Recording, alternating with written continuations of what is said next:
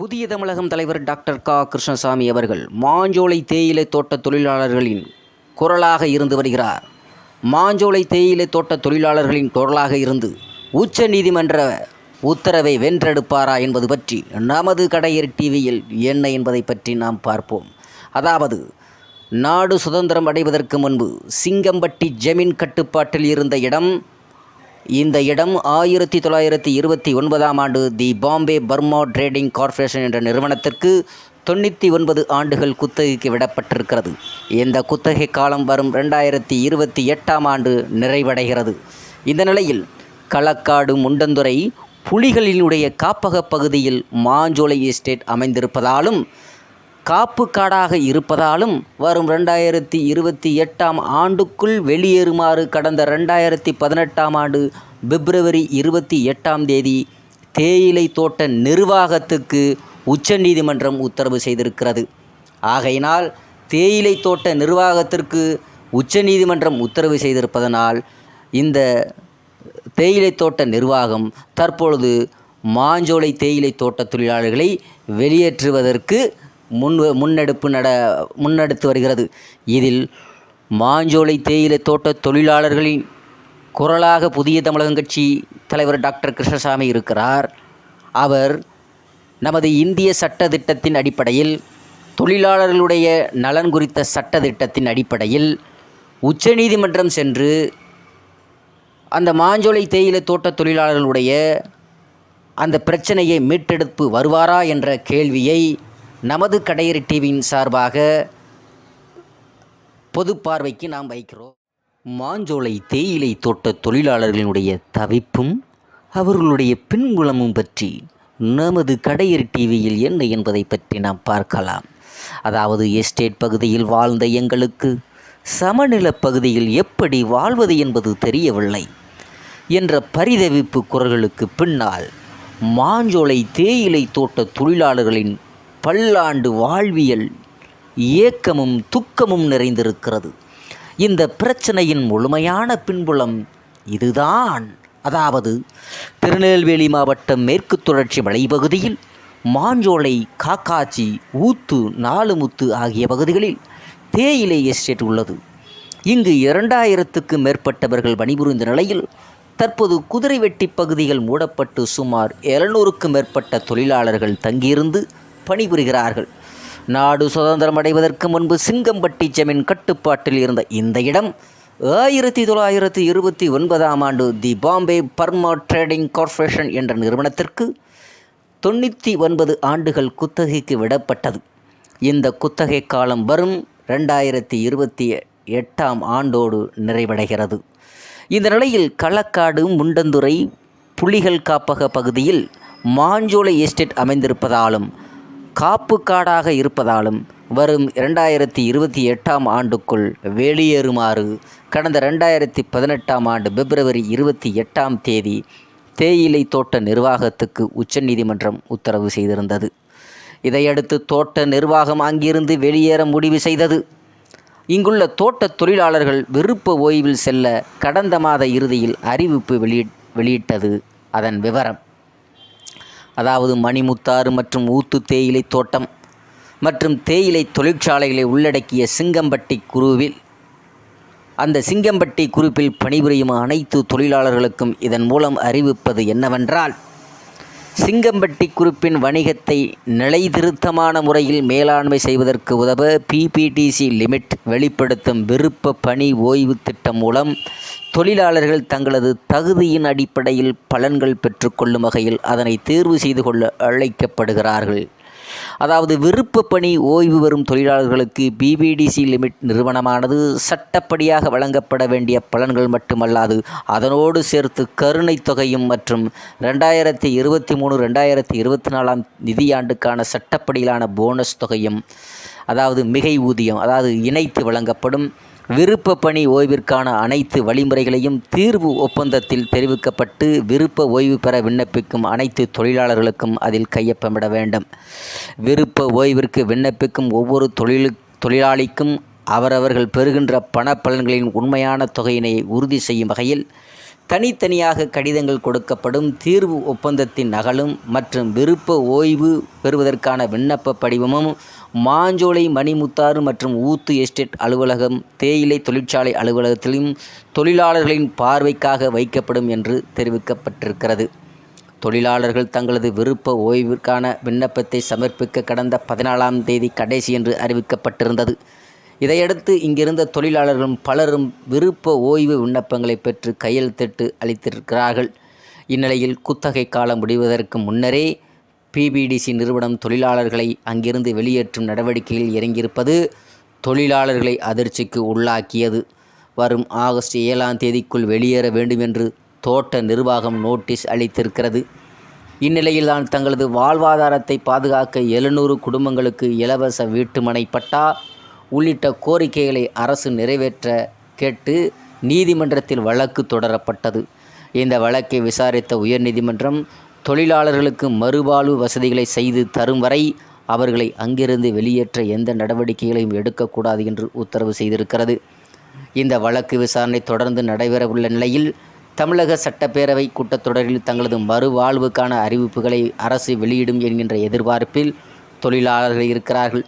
இது தொடர்பாக ஊத்து தேயிலை தோட்டத்தில் மெக்கானிக்காக பணியாற்றிய கணேசன் கூறும்போது, எங்கள் தாத்தா காலத்திலிருந்தே இங்கேயே பணிபுரிந்து வருகிறோம். தற்போது விஆர்எஸ் என்று ஒரு தொகையை அளிக்க முன்வந்துள்ளார்கள். ஆனால் அதில் எங்களுக்கு திருப்தி இல்லை. அந்த பணத்தில் நாங்கள் எங்கு சென்று வாழ்வது என்று தெரியவில்லை. வாழ்வாதாரம் கேள்விக்குறியாகி இருக்கிறது. எஸ்டேட் பகுதியில் வாழ்ந்த எங்களுக்கு சமநில பகுதியில் எப்படி வாழ்வது என்பது தெரியவில்லை. தமிழக அரசுதான் எங்களுக்கு நல்ல வழிகாட்ட வேண்டும். இந்த எஸ்டேட்டை அரசே ஏற்று நடத்த வேண்டும். சட்டப்பேரவை கூட்டத்தொடரில் முதல்வர் ஸ்டாலின் அறிவித்தால் மிகப்பெரிய உதவியாக இருக்கும் என்று தெரிவித்திருக்கிறார். விருப்ப ஓய்வு விண்ணப்பம் அளித்துள்ள ஊழியர் ஸ்டாலின் கூறும்போது, எங்கள் வாழ்வாதாரம் என்னவாகுமோ என்ற அச்சத்தில் இருக்கிறோம். அரசிடமிருந்து நல்ல முடிவு வரும் என்று எதிர்பார்த்துள்ளோம்.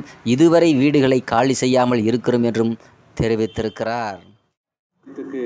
விரோதமாக அவர்கள் கட்டாயப்படுத்தி வெளியேற்றுவது குறித்து நடைபெறுகின்ற பத்திரிகையாளர் சந்திப்பு. மாஞ்சோலை தேயிலை தோட்டங்கள்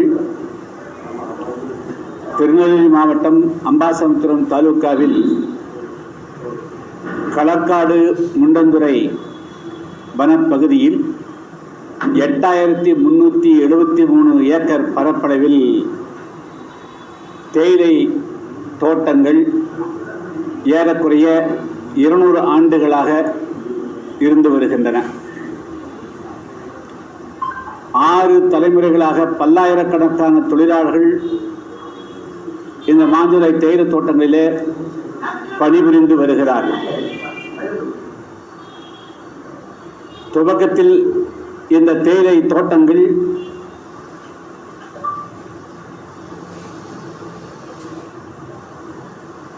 திருவிதாங்கூர் அரசருக்கு சொந்தமாக இருந்து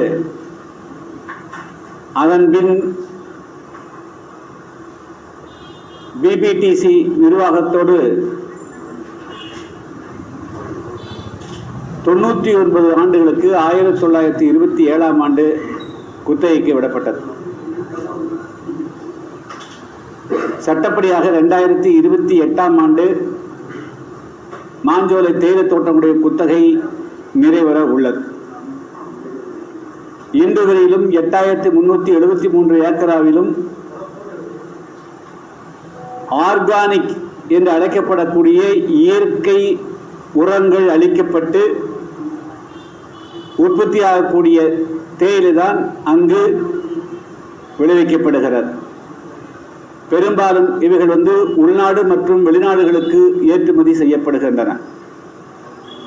இன்று வரையிலும் அது உலகத்தரம் வாய்ந்த தேயிலை உற்பத்தி செய்யக்கூடிய தளமாக இருந்து வருகிறது. இந்த நிலையில்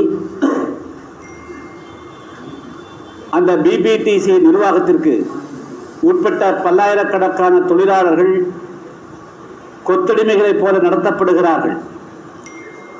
அவர்களுக்கு மிக குறைந்த சம்பளமே வழங்கப்படுகிறது.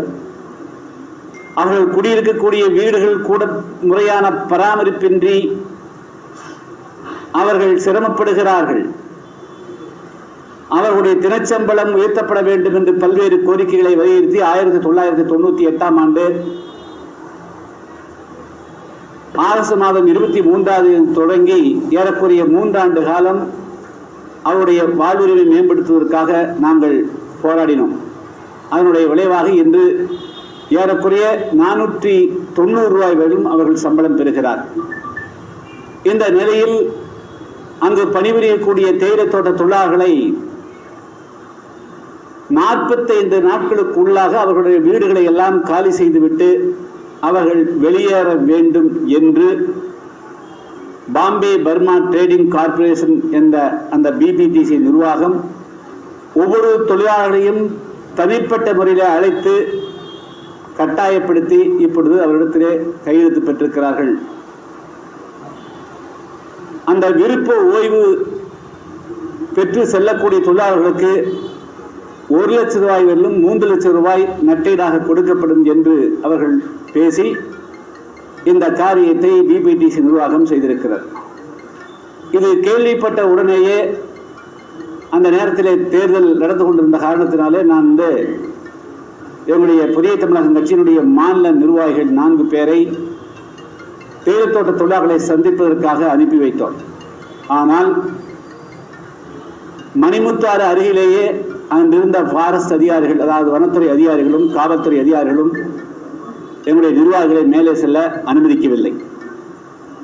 அவர்கள் காரிலே செல்ல அனுமதிக்காத காரணத்தினாலே அடுத்த நாள் இவர்கள் பேருந்திலே சென்று 3 நாள் தங்கி தேயிலை தோட்ட தொழிலாளருடைய குறைகளை எல்லாம் கேட்டறிந்து அதற்கு பிறகு மனு தயார் செய்து மாவட்ட ஆட்சியர் மற்றும் தொழிலாளர் துறை ஆணையர் காவல்துறை எல்லாம் சந்தித்தார். அதற்கு பிறகு மீண்டும் ஒரு வழக்கறிஞர் குழுவை நான் அங்கே அனுப்பி வைத்து அவர்கள் கொடுத்த அறிக்கையின் பேரில் ஒரு தமிழ்நாடு முதலமைச்சர் அவர்களுக்கும் அறிக்கை சமர்ப்பித்தேன். உடனடியாக இந்த பிரச்சனையை தலையிட்டு அந்த தேயிலை தோட்ட தொழிலாளர்களுடைய வாழ்வுரிமையை காப்பாற்றுங்கள், குத்தகை காலம் முடிந்தவுடன் பிபிடிசி நிர்வாகம் வெளியேற்றப்பட வேண்டுமே தவிர தொழிலாளர்கள் அல்ல என்ற கோரிக்கையை முன்வைத்து தமிழ்நாடு முதலமைச்சர் அவர்களுக்கு கடிதம் எழுதியதோடு கடந்த 15ஆம் தேதி அன்று காலை கோயம்புத்தூர் வந்த முதலமைச்சரை சந்திப்பதற்காக அவருடைய முதலமைச்சருடைய தனி செயலாளர் தினேஷ் அவர்களுக்கு நான் அதிகாரம் ஒரு கடிதம் எழுதியிருந்தேன். அதுக்கு பதிலில்லை. அதே போல் கனிமொழி எம்பி அவர்களிடத்திலே ஃபோனில் தொடர்பு கொண்டு இது அவசரம், இந்த சந்திப்பிற்கு வாய்ப்பு ஏற்படுத்தார்கள் என்று கேட்டேன். அது கிடைக்கவில்லை. இன்று தேதி 19 இன்று வரையிலும் முதலமைச்சரிடத்திலே சந்திப்பதற்கு நேரம் கேட்டு நேரம் ஒதுக்கப்படவில்லை. இதில் மிக முக்கியமாக நான் இதில் தெளிவுபடுத்த வேண்டியது, அதாவது அந்த தேயிலை தோட்டங்களை உருவாக்கியவர்கள் அங்கு இருக்கக்கூடிய தொழிலாளர்கள், அவருடைய குடும்பங்கள், அவருடைய முன்னோர்கள். 99 குத்தகை என்பது பிபிடிசி நிர்வாகத்துக்கான அந்த நிர்வாகத்துக்கு தான் அந்த குத்தகை முடிந்திருக்கிறத தொழிலாளர்களுக்கு அல்ல. எனவே இப்படிப்பட்ட ஒரு சூழலில் 2028 அல்லது அதுக்கு முன்கூட்டியே பிபிடிசி நிர்வாகத்தை வெளியே அனுப்பிவிடலாம். எனவே அந்த தொழிலாளருடைய வாழ்வுரிமையை பாதுகாப்பதற்காக அந்த தேயிலை தோட்டங்களை தமிழ்நாடு அரசு டேன்டி என்று அழைக்கப்படக்கூடிய தமிழ்நாடு தேயிலை தோட்ட கழகத்தின் மூலமாக அந்த தேயிலை தோட்டங்களை நடத்த வேண்டும் என்பதுதான் எங்களுடைய வேண்டுகோள். இதற்கு ஏதாவது முன்னுதாரணம் இருக்கிறதா என்று சொன்னால் இருக்கிறது. கோயம்புத்தூர் மாவட்டம் வால்பாறையில் டேன்டி என்று அழைக்கப்படக்கூடிய தேயிலை தோட்ட கழகத்தின் மூலமாக பல்லாயிரக்கணக்கான தொழிலாளர்கள் அங்கே பணிபுரிகிறார். கூடலூரில் டேன்டி மூலமாக தேயிலை தோட்டங்கள் நடத்தப்படுகிறது. 1965-70களில் இலங்கையிலிருந்து, அதாவது அங்கு தேயிலை தோட்டங்களில் பணிபுரிந்த தேயிலை தோட்ட தொழிலாளர்கள் அவர்கள் குடியுரிமை நீக்கப்பட்டு வாக்குரிமை நீக்கப்பட்டு கப்பலாக சாஸ்திரி ஒப்பந்த அடிப்படையில் தமிழ்நாட்டுக்கு அனுப்பப்பட்ட போது அவர்களுக்கு வாழ்வுரிமை கொடுப்பதற்காக தமிழ்நாட்டுடைய பல தேயிலை தோட்டங்களில் அவர்களுக்கு இந்த தேயிலை தோட்ட கழகம் உருவாக்கப்பட்டு தான் அவர்களுக்கு வேலை வாய்ப்பு கொடுக்கப்பட்டது. எனவே இலங்கையிலிருந்து வந்த தேயிலை தோட்ட தொழிலாளர்களுடைய வாழ்வுரிமையை பாதுகாப்பதற்காக தமிழ்நாடு உருவாக்கப்பட்ட தேயிலை தோட்ட கழகம் ஒன்று இருக்கின்ற பொழுது, இப்பொழுது 2021ஆம் ஆண்டில் இந்த 21ஆவது நூற்றாண்டில் நம்முடைய பல்லாயிரக்கணக்கான தொழிலாளர்களை வாழ்வுரிமையை அவர்களுடைய நீக்கி அவர்களை மாஞ்சோலையிலிருந்து அகற்றுவது எந்த விதத்திலும் ஏற்புடையதல்ல. ஏன் வந்து இந்த பிரச்சனை ஏறக்குறைய 30 நாட்களாக 45 நாட்களாக நடைபெற்றுக் கொண்டிருக்கிறது? தமிழ்நாடு அரசனுடைய தமிழ்நாடு அரசு தொழிலாளர் துறை ஏன் வந்து அந்த நிர்வாகத்துக்கு இதை தடை செய்ய முன்வரவில்லை? ரெண்டாவது, நாங்கள் வந்து அந்த தேயிலத்தோட்ட தொழிலாளர்களை சந்திப்பதற்கு போகின்ற பொழுது காவல்துறை ஏன் தடுக்குது? ஏன் வனத்துறை தடுக்கிறாங்க? இதுக்குள்ள வந்து தமிழ்நாடு அரசு இது வந்து என்ன பார்வையோடு இருக்கிறது? 1998 அந்த நிர்வாகம், இது வந்து அரசுக்கு இதுக்கு அப்ப சந்தமே கிடையாது. பிபிடிசி நிர்வாகம் அவங்க தொழிலாளர்களை கொத்தடிமைகளை போல நடத்துகிறார்கள். ஆங்கிலேயருடைய காலத்தில் தொழில்தோட்ட தொழிலாளர்களுடைய குடியிருப்புகளுக்கு முன்பாக கொடுக்கப்பட்ட 3 சென்ட் நிலங்களை கூட அடியாட்களை வைத்து அளிக்கிறார்கள். அதாவது வந்து 60 நாள் கூட ஆகாது குழந்தைகளுக்கு வந்து தாய்ப்பால் கொடுப்பது கூட அனுமதி மறுக்கிறார்கள் போன்ற அடிப்படை பிரச்சனை சுட்டிக்காட்டி போராடியதற்காக அன்னைக்கு வந்து அதே போல சம்பளம் கேட்டதற்காக அன்னைக்கு வந்து நிர்வாகத்துக்கு வந்து ஆதரவாக இருந்து 99ஆம் ஆண்டு ஜூலை மாதம் 23ஆம் தேதி 17 பேர் தாமரை ஆற்றிலே மூழ்கி உயிரிழந்தார்கள். சரி, அன்று ஏதோ நடந்துவிட்டது. இன்னைக்கு ஏன் வந்து தமிழ்நாடு அரசு அதிலிருந்து ஒரு பாடம் கற்றுக்கொள்ளாமல் இன்னைக்கு வந்து ஏன் வந்து இதுல வந்து மௌனம் காக்க வேண்டிய அவசியம் என்ன? அன்னைக்கு வந்து சம்பள உயர்வு கேட்டதற்காக அன்னைக்கு வந்து அவருடைய மனித உரிமை மீட்டெடுக்கப்பட வேண்டும் என்று போராடிய காலகட்டத்தில் அன்னைக்கு வந்து நீங்க சப்போர்ட் பண்ணல, அன்னைக்கு நிர்வாகத்துக்கு சப்போர்ட் பண்ணீங்க.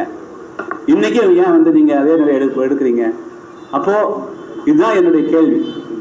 இப்போ வந்து இன்னைக்கு வந்து பாஞ்சோலை தேயிலை தோட்ட தொழிலாளர்களை வெளியேற்றி விட்டு அந்த தேயிலை தோட்டங்களை யாரிடத்திலே ஒப்படைக்க போகிறீர்கள்? அதை என்ன செய்ய போகிறீர்கள்? பல்லாயிரக்கணக்கான தொழிலாளர்கள் தங்களுடைய உயிரை மாய்த்து ரத்தத்தை சிந்தி அட்டை கடியிலே வனவிலங்குகளுக்கு பலியாகி உயிரிழந்து உருவாக்கப்பட்ட தேயிலை தோட்டங்களை அப்படியே நிர்மூலம் செய்ய போகிறீர்களா? அழிக்க போறீங்களா? இதுதான் நான் தமிழ்நாடு அரசுக்கு வைக்கக்கூடிய கேள்வி. என்னுடைய கருத்துக்கு வந்து நீங்க வந்து நான் வந்து அவசரமாக வந்து உங்களை சந்திக்க வேண்டும் என்று எழுதின பிறகு நீங்க சந்திப்பதற்கு நேரம் கொடுத்துருக்கணும். இல்லை, இது வந்து என்னுடைய சொந்த விஷயத்துக்காக வரல, பல்லாயிரக்கணக்கான தொழிலாளருடைய பிரச்சனைக்காக வரும்போது முதலமைச்சருக்கு டைம் கொடுக்கணும்ல. நாங்கள் போராட்டம் நடத்தினால் நாங்கள் போராட்ட தூண்டுதல் குற்றச்சாட்டு சொல்றீங்க, நாங்கள் வன்முறையை கைதுதா சொல்றீங்க. அதனால தமிழ்நாடு அரசு அவனுடைய நடவடிக்கை மிகவும் சந்தேகத்துக்குரிய வகையில் இருக்கு. இந்த தேயிலை தோட்டங்கள் தொழில் தோட்ட தொழிலாளர்களை இப்படி கட்டாயப்படுத்தி வற்புறுத்தி கையெழுத்து வாங்கி வெளியேற்றிட்டு அடுத்த நாள் இந்த தேயிலை தோட்டமுடைய கதி என்ன? யார் கொடுக்க போறீங்க? அதுக்கு எங்களுக்கு பதில் வேணும். உச்சநீதிமன்றத்தின் வழிகாட்டல வந்து அந்த தேயிலை தோட்டம் வந்து ரிசர்வ் ஃபாரஸ்டா மாற்றுவதற்கான அறிவுரை கொடுத்துருக்காங்க. அப்ப அதை அழிச்சிட்டு ரிசர்வ் ஃபாரஸ்ட் அமைக்கணும், அதுதான் சோழிதாரோட கருத்துன்னு சொல்றாங்க. இல்ல, அதாவது எந்த உச்சநீதிமன்றத்திலும் இருக்கிற தேயிலை தோட்டங்களை அழிக்க வேண்டும் என்ற உத்தரவு கிடையாது. ஏற்கனவே காடுகளுக்குள் தான் தேயிலை இருக்குது. இது வேறு, அது வேறு இல்ல. தேயிலையே ஒரு மரம் தானே, தேயிலையே ஒரு மரம் தானே, தேயிலை ஒரு மரம், அந்த மரம் தான் இருக்கிறது. அதை நீங்க எப்படி அழிக்க முடியும்? எந்த சுப்ரீம் கோர்ட்டும் வந்து அதை சொல்லாது. அதனால வந்து அதை தவறாக புரிந்து கொண்டு தவறாக வந்து பண்றாங்க. இதுக்குள்ள வேறு ஏதோ உள்நோக்கம் இருக்கிறது. இல்லை யாருக்காவது தனிப்பட்ட முறையில் இருக்கிற முதலாளிகளுக்கோ அல்லது வேறு ஏதாவது இதை தவறாக பயன்படுத்துவதற்கு உள்நோக்கம் இருப்பதாகவே நாம் கருத வேண்டியிருக்கு.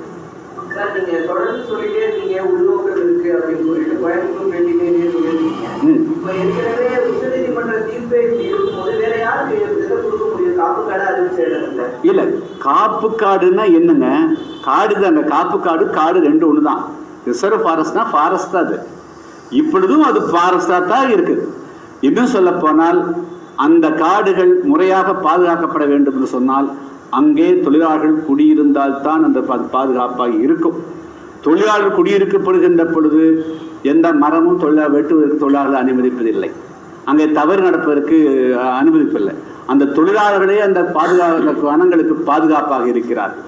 எங்கே தொழிலாளர்கள் இல்லையோ அங்கேதான் மரங்கள் வெட்டப்படுகிறதே தவிர, அங்கேதான் களவு நடக்கிறதே தவிர, அங்கேதான் மான் வேட்டை நடக்கிறதே தவிர, அங்கேதான் வந்து யானை தந்தங்கள் பறி போயிருக்கிறதே தவிர, தொழிலாளர்கள் குடியிருக்கக்கூடிய இடத்தில் இது போன்ற எந்த விதமான தவறுகள் வன விலங்குகளுக்கோ வனங்களுக்கோ எந்த விதமான பாதிப்பும் கிடையாது.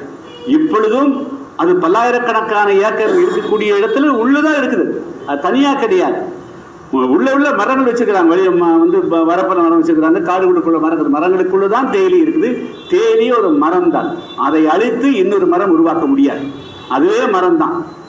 கேண்டீன் எதுக்கு நடத்த இயங்கிட்டு இருக்கு? கேண்டீன் நடத்த இருக்கும்போது மேற்கொண்டு அது அரசுக்கு ஒரு சுமையாக இருக்க வாய்ப்பு இருக்குன்னு. ஓகே, அதனால தான் என்ன சொல்றேன்னா, இந்த கூடலூர் ஊட்டி பகுதியிலையும் குன்னூர் பகுதியில் வந்து தேயிலை தோட்டங்கள் சிறு சிறு இதாக பிரித்து 5 ஏக்கர் 10 ஏக்கர் பிரித்து வந்து கொடுத்துக்கிறாங்க.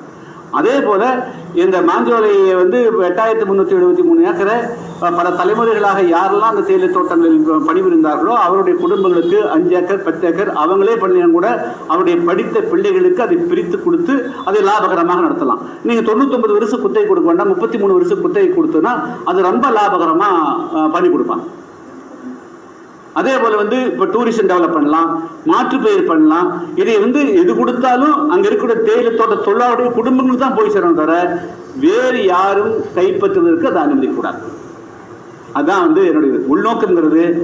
இதை கொஞ்ச நாள் கழிச்சு பிபிடிசி நிர்வாகமே நாங்கள் வந்து வேற நடத்துகிறோம், லாஸ் ஆகி போச்சு நடத்துறோங்கிறது அவங்க எடுக்கிறதுக்கோ அது அவங்க பேரை சொல்லிட்டு வேற யார் கை மாறுறதோ கூடாது. ஆச்சுங்களா? அப்படின்னா அரசு அன்னைக்கு அறிக்கை கொடுக்கல, நீங்கள் அரசு சொல்லணும்ல. நீங்கள் வந்து தேயிலை தோட்ட தொழிலாளர்களை வெளியேற்றுவது இது அரசனுடைய முடிவா அது பிபிடிசியுடைய முடிவா? அப்படின்னு அரசு வெளியே வரட்டு நீங்கள் வந்து சொல்லுங்க. வந்து நீங்கள் வந்து முதலமைச்சர் அறிக்கை கொடுக்கட்டும், வனத்துறை அமைச்சர் கொடுக்கட்டும். காப்பு காடுன்னா என்னென்ன அப்புறம் சொல்கிற கூட்டிகிட்டு போய் காமிக்கிறீங்களா வாங்குக்காடுன்னு. காட்டு கூட தாங்க தேயிலையே இருக்குது, தேயிலையே காடு தான். அதனால் வந்து அவர்கள் வந்து இந்த வார்த்தையை பயன்படுத்தி ஏமாற்றக்கூடாது. என்னுடைய இந்த உள்நோக்கம் என்று சொல்லுவது மீண்டும் பிபிடிசி நிர்வாகமே வேறு இவர்களை வெளியேற்றி விட்டு அதை ஒரு சுற்றுலாத்தலமாகவோ அல்லது வேறு ஒன்றோ மாற்றுவதற்கு அல்லது வேறு யாராக்கு கை மாற்றுவதற்கு அல்லது அவர்களுக்கு வேண்டியவர்களுக்கு கொடுப்பதற்கு இப்படி ஏதாவது இருக்குமோ என்ற சந்தேகம் தான் எடுக்கிறத தவிர, இல்லை என்று சொன்னால் குடியிருந்த வீட்டை எப்படி நீங்க உடைப்பீங்க? 10 வருஷம் ஒரு இடத்துல இருந்துட்டாலே அந்த வீடு அவனுக்கு வந்து பட்டா கொடுக்கணும்ல. அது குடியிருப்புங்கிறது தனி தானே. நீங்க வந்து ரெவென்யூ டிபார்ட்மெண்ட்ல ஆய்வு பண்ணியிருப்பீங்கல்ல. ஆனால் வந்து ஒரு குடியிருந்த வீடு ஏறக்குறைய 6 தலைமுறை இருந்த தொழிலாளர்களை எப்படி நீங்கள் வெளியேற்றுவீங்க? வெளியேற்ற முடியுமா? நீங்கள் அவங்களுக்கு மாற்று ஏற்பாடு என்ன? அவங்களுடைய வாழ்வாதாரம் என்ன? இன்னைக்கு தேயிலை மாஞ்சோலை இருக்கிற தேயிலை தொழிலாளர்களுக்கு அவர்கள் அந்த கிளைமேட் இருந்துட்டு அவங்களால வந்து மண்வெட்டி பிடிச்சு அவர்களால் வந்து வேலை செய்ய முடியாது, வேறு வேலை தெரியாது. அவர்களுக்கு தெரிந்தெல்லாம் தேயிலை பறிப்பது ஒன்றுதான். எனவே அதுதான் இருக்கணும். சப்போஸ் படித்து வந்துட்டாங்க அப்படின்னு சொன்னால் அவருடைய குழந்தைகளுக்கு நீங்கள் அங்கேயே ட்ரெயின் பண்ணி 5 ஏக்கர் கொடுக்கணும், 10 ஏக்கர் கொடுங்க, காய்கறிகள் விளைவிக்கலாம், பழங்கள் விளைவிக்கலாம், வேறு சுற்றுலாத்தலங்களுக்கு ரிசார்ட் கட்டி கொடுக்கலாம். இதையெல்லாம் தொழிலாளர் என்கரேஜ் பண்ணுங்க. அரசு வந்து இது வந்து வெளிப்படைத்தன்மையோட சொல்லணும். அரசனுடைய மௌனம் தான் சந்தேகத்தை கிளப்புது, அவ்வளோதான் சொல்ல முடியும். அரசு நீங்க வந்து பிபிடிசி நிர்வாகத்தை தூண்டிவிட்டு அல்லது பிபிடிசி நிர்வாகம் செய்வதற்கு துணையாக இருப்பது எங்களை வந்து இந்த கேள்வி கேட்க வைக்கிறத தவிர சாதாரண அரசு சொன்னா அதுக்கு தகுந்த அடுத்து விளக்கம் வரும். ஆனால் அரசனுடைய மௌனம் அவர்கள் செய்யக்கூடிய எல்லா விதமான நடவடிக்கைகளுக்கும் தொழிலாளத்துறை பேசாம இருக்குது. காவல்துறையை வச்சு நீங்க வந்து யாரு போனாலும் தடுக்கிறீங்க. இதெல்லாம் என்ன பொருள்? எதுக்காக நீங்க தடுக்கிறீங்க? என்ன பாருங்க எப்படிங்க குளிக்கு போறோம்னு தடுங்க. தொழிலாளி சந்திக்க போற புதிய தமிழக கட்சியினுடைய மாவட்ட நிர்வாகிகள் மற்ற யூனியன் லீடர்ஸ் போறதை தடுக்கிறீங்க. இல்லைங்க பாரசு நானு இங்க பாருங்க, நான் இது நாள் வரையிலும் என்ன நடைமுறை, அங்க போனா செக் போஸ்ட் நம்பர் மட்டும் எழுதி தான் விடுவாங்க. ஆச்சுங்களா? நான் 100 முறை அங்க போயிருக்கிறேன். இப்போ வந்து ஃபாரஸ்ட் டிடி கிட்ட பேசினோன்னு வந்து எஸ்பி கிட்ட பேசுகிறாங்க. எஸ்பி போன் எடுக்கிறது இல்லை, கலெக்டர் போன் எடுக்கிறது இல்லை. அப்போ தொழிலாளருடைய பிரச்சனையை தெரிந்து கொள்ளக்கூடாதுன்னு வந்து காவல்துறை வச்சு தடுத்தீங்கன்னா உங்களுக்கு உள்நோக்கம் இருக்கா இல்லையா? நீங்க காவல்துறை வச்சு தடுக்கிறீங்க. நீங்க வந்து ஊட்டி போறதுக்கும் குன்னூர் போறதுக்கும் அங்கெல்லாம் காடு இல்லையா? அங்கேயா நீங்க தடுக்கல? அதனால வந்து இல்ல அப்படி, அதாவது நீங்கள் வந்து அவர்களை வந்து நாங்க காலி பண்ண போறோம் 2028 முடியுதுங்க. 2024 காலி பண்றீங்க. 4 வருடங்களுக்கு முன்பு காலி பண்ண வேண்டிய அவசியமே வந்தது. 4 வருடங்களுக்கு முன்பு வீட்டை காலி செய்ய வேண்டிய அவசியம் வந்தது. நீங்க என்ன செய்யணும்? நீங்க வந்து அரசுக்கு நீங்க எழுதணும், இது மாதிரி வந்து எங்களுடைய குத்தகை 2028 முடியுது, இங்கே 1000கணக்கான தொழிலாளர்கள் பணிபுரிந்து வருவாங்க, இவர்களை வந்து நாங்கள் என்ன செய்யறது நீங்க அரசுக்கு எழுதிக்கிறீங்களா? இல்லை அரசு ஏதாவது டைரக்ஷன் கொடுத்துருக்குதா? 4 வருடங்களுக்கு முன்பு நீங்க ஏன் வந்து அவர்களை காலி பண்றீங்க? அது அந்த ரைட்ஸ் உங்களுக்கு கிடையாது. நீ தான் வெளியேற, நான் வந்து வெளியேறாதான் முடிஞ்சு போச்சு. அப்போ நான் இந்த 4 பேரில் வேலை கொடுப்பேன், அதுக்கு பிறகு நான் வெளியேறேன். வீட்டை காலி செய்யறதுக்கு பிபிடிசி என்ன ரைட்ஸ் இருக்குது? அது யாருடைய லேண்டு? இந்த நாட்டுடைய, இந்த மக்களுடைய சொத்து. இது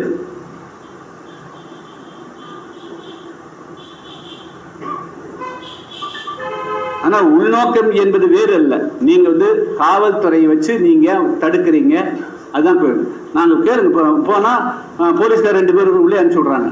தொழிலாளருடைய எப்படி பிரச்சனை வந்து கேட்டு தெரிஞ்சுக்கிறது எப்படி?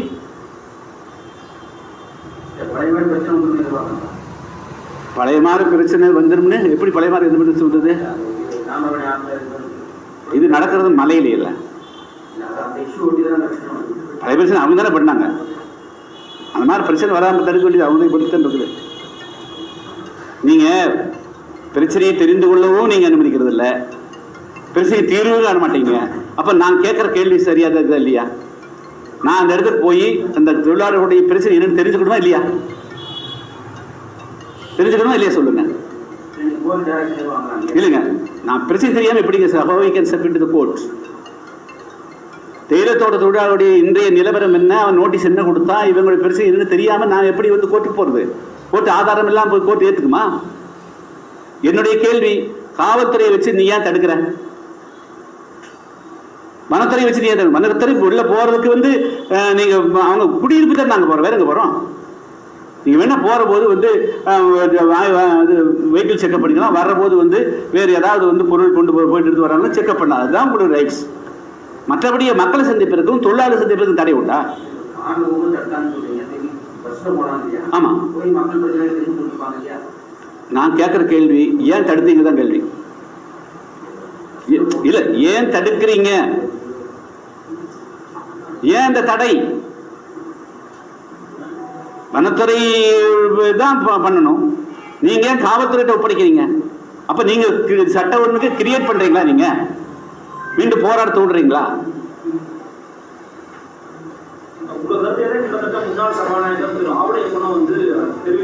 அதோட அப்பா ஆவடையப்பன் கிடையாதுங்க. இன்றைய சபாநாயகர் அப்பா அவர்கள் 1999 அந்த சம்பவம் நடந்தபோது நாங்கள் 2 பேரும் ஒரே ஜீப்பில் பக்கத்தில் நின்றுருந்தவங்க. அவருக்கு அந்த கஷ்டங்கள் எல்லாமே தெரியும். அவரே சொல்லிக்கிறாரு, அவரு எல்லாம் சொல்லிக்கிறாரு, அவரே சொல்றாரு. அவருக்கு தெரியாம நான் கேட்குற கேள்வி, ஏன் தொழிலாளர்களை சந்திப்பதற்கு வந்து காவல்துறை தடையா இருக்குது? கூட்டிட்டு போய் தெரிஞ்சுக்கணும்னு சொல்லணுமா, தடையா இருக்கணுமா? 2வது, இந்த நோட்டீஸ் போட்டது தொழிலாளர் துறை தெரியுமில்ல, எல்லாரும் தெரிஞ்சுருக்கு, நாங்கள் வந்து போய் கொடுத்துக்கிறோமில்ல, அது ஏன் தடை விதிக்கிறதுக்கு தொழிலாளர் இது வந்து இந்த மாதிரி வந்து சட்டவிரோதமாக பண்ணாத, எவிக்ஷன் பண்ணக்கூடாதுன்னு சொல்லியிருக்கல. சடனாக வந்து இதுலேருந்து நீ வந்து வீட்டை காலி செய்யணும்னு எப்படி சொல்ல முடியும்? தேயிலை தோட்டங்கள் உயிரோடு இருக்கிற போது தேயிலை தோட்டங்களை வேலை கொடுக்காம நிறுத்தி ஏன் அவங்களை வந்து அவங்களை ஒரு பட்டி போட்டு சாகடிக்கிற? இன்னைக்கு வந்து 1 வாரம் வந்து வேலை கொடுக்கல. இதெல்லாம் அப்பட்டமான மனித உரிமை கிடையாதுங்களா? அப்போ இங்கிருந்து 1000 கிலோமீட்டருக்கு அப்பால் வந்து எப்படி வேணாலும் வந்து அந்த பிபிடிசி நடந்துக்கும் இந்த அரசு பேசாமல் இருக்குமா? அப்போ அந்த அரசுக்கு பொறுப்பு கிடையாதா? இந்த அரசுக்கு பொறுப்பு உண்டா இல்லையா சொல்லுங்க. அதனால வந்து உடனடியாக நான் அதான் அப்பீல் கூட கொடுத்தேன். அன்னைக்கு கூட கொடுக்குற போது நீங்கள் உங்கள் தலைமையில் இருக்கிற அமைச்சரை அனுப்பிச்சு விட்டு பாருங்க, எந்த காரணத்தை கொண்டும் தொழிலாளர்களை நீங்கள் வந்து மாற்று கொடுக்குறேன், அவங்களுக்கு வாழ்வுரிமை கொடுக்குறேன், 1.5 சென்ட் நிலம் கொடுக்குறேன், 1.5 சென்ட் நிலம் கொடுத்து வச்சு என்ன செய்ய முடியும்? வீடு எப்படி கட்டுவாங்க? எங்கே வேலைக்கு போவான்? ஏற்கனவே வேலையே இல்லாமல் தானே ஆயிரக்கணக்கான பேர் 100 நாள் வேலைக்கு கெஞ்சிட்டு இருக்கிறாங்க. இவங்களை கொண்டு வேலையில்லாத பட்டதாரி ஆகிறீங்களா? வேலை செஞ்சுட்டு இருக்கிறவங்க தினம் வந்து 400 ரூபா சம்பளம் வாங்குறதுன்னா வேலையில்லாத பட்டியலில் கொண்டு சேர்க்க போறீங்களா?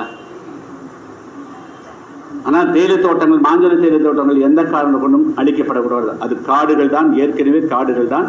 அந்த காடு இருந்தால் இதே காட்டில் தான் பல்லாயிரக்கணக்கான தொழில் வேலை செஞ்சுக்கிறாங்க. அங்கே புலியும் இருக்குது, யானையும் இருக்குது, கரடியும் இருக்குது, எல்லோரும் சேர்ந்து தான் பயணிக்கிறார்கள் வச்சுங்களா. அதனால் வெளியேற்றினால் அது வந்து வெளியேற்றினால்ங்கிறதுக்கு எந்த பேச்சுக்கு இடமே கொடுக்கக்கூடாது. அது கொடுத்துட்டு மாற்று கொடுக்குறதெல்லாம் கிடையாது. அவங்களுக்கு வாழ்வாதாரத்தை வேறு ஏற்பாடு பண்ணி கொடுக்குறோம், இதெல்லாம் கேள்விப்பட்டிருக்கிறோம், இதெல்லாம் நடக்காது. அதனால் மாஞ்சோலை தேயிலை தொழிலாளர்களுக்கு அவர்கள் வாழக்கூடிய அந்த வாழ்விடத்திலேயே அவர்களை நல்ல முறையில் வாழ்வதற்கு அந்த அரசு ஏற்பாடு பண்ணணும். ஒன்று நீங்கள் வந்து 5 ஏக்கர் அது 10 ஏக்கர் வந்து 33 வருட குத்தைக்கு பிரித்து கொடுங்க. அவர்களை டெவலப் பண்ணுறதுக்கு நீங்கள் வந்து வங்கிகள் மூலமாக உதவுங்க. அதுதான் வந்து சிறந்த வழி.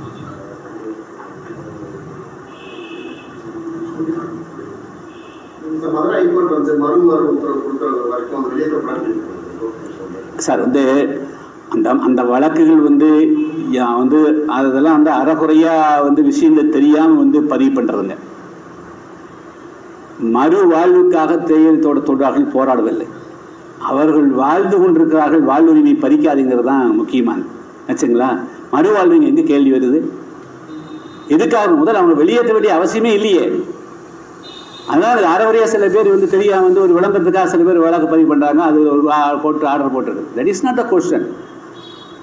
அவர்கள் வந்து மாஞ்சோலை தேயிலை தோட்டங்களில் இருந்து எந்த காரணத்தை கொண்டும் அப்புறப்படுத்தப்படக்கூடாது.